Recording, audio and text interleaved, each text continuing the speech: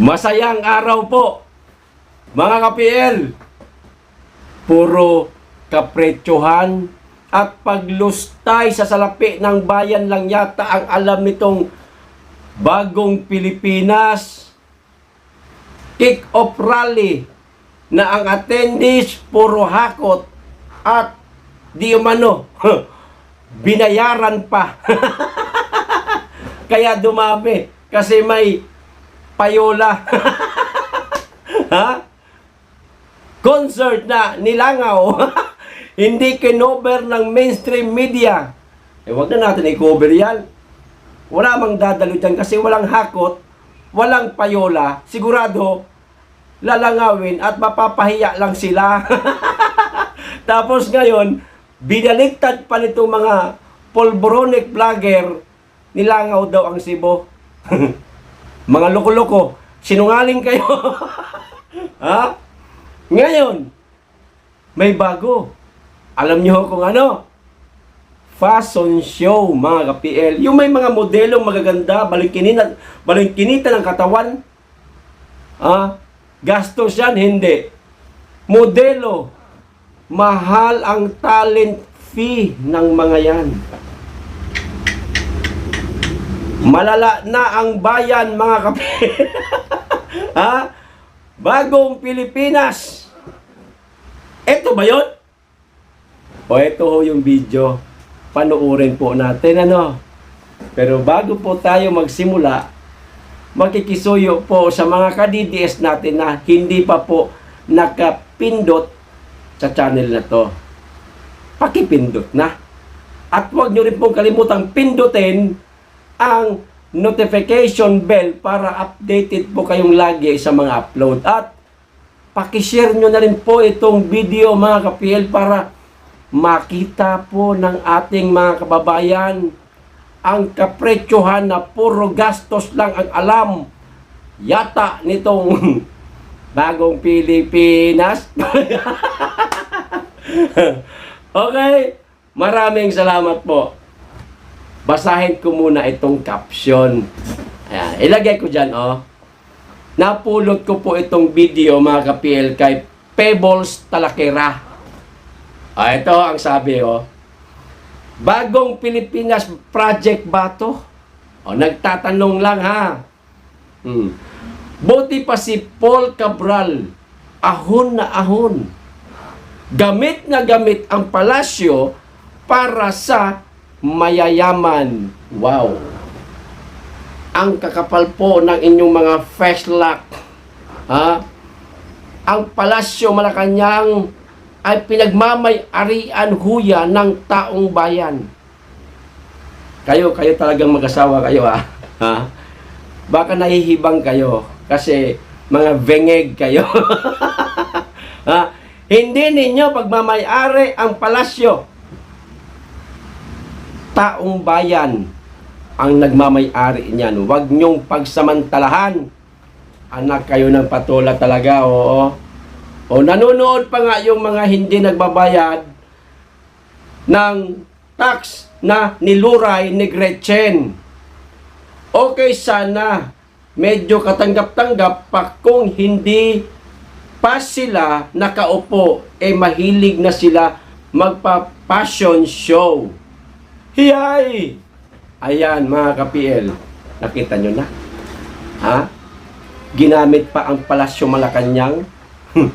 Hindi na nahiya. Ito na ho yung video. Panoorin na po natin.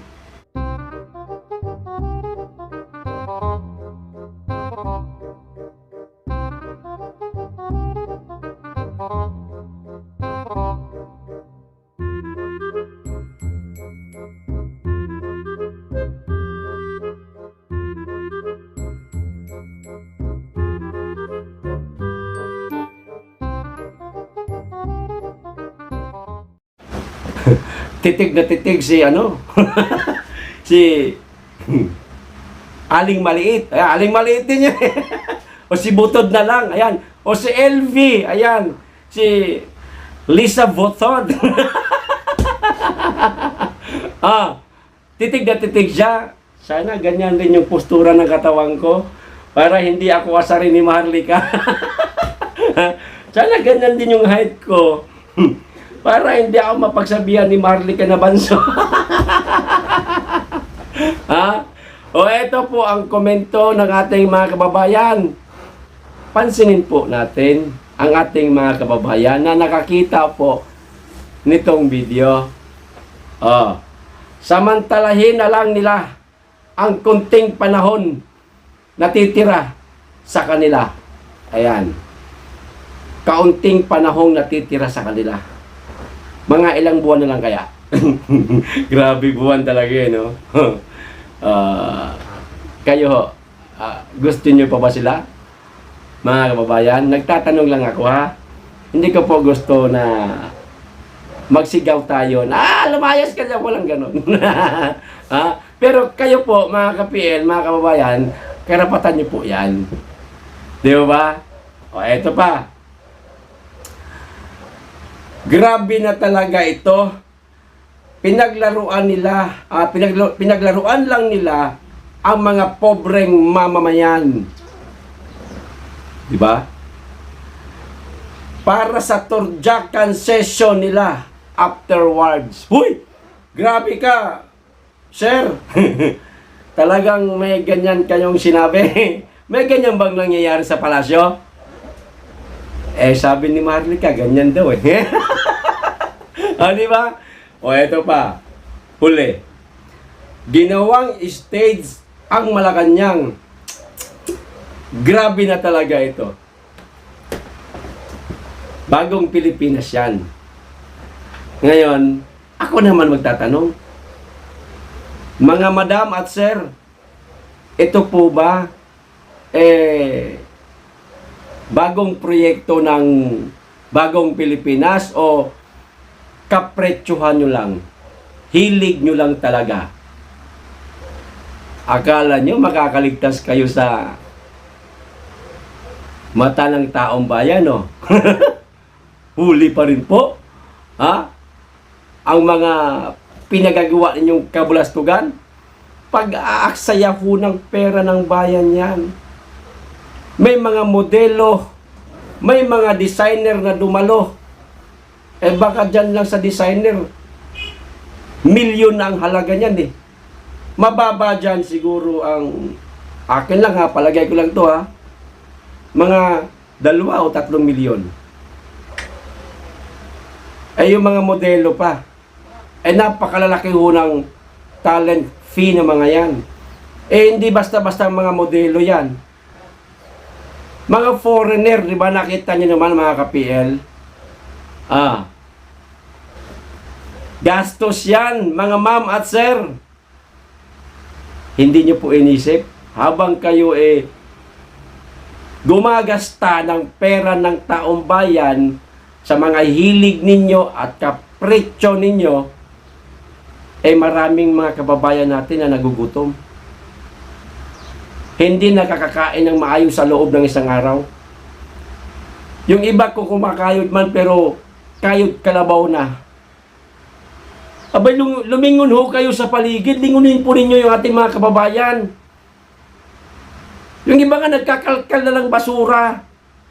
Pag ang kinakain, anak, sakit sa dibdib, makita mo yung mga kababayan mong nagpupunta po sa mga fast food chain, tira-tira ng mga kababayan natin, yung hindi maubos na Chicken Joy, fried chicken, sa kung saan mga restaurant na yan, kinukuha ng mga kababayan natin, nagkakalkal ng basura, at yung mga bote, mga plastic na nakukuha nila, karton, kinakalakal nila sabay sa pangunguha ng pagpag-food para malamnan po ang tiyan nila.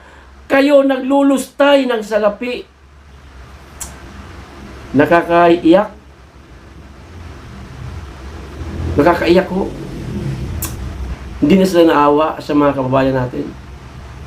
Inuuna pa nila itong mga hilig nila, kung hindi concert, fashion show. Mr. President, wag naman po sanang ganito.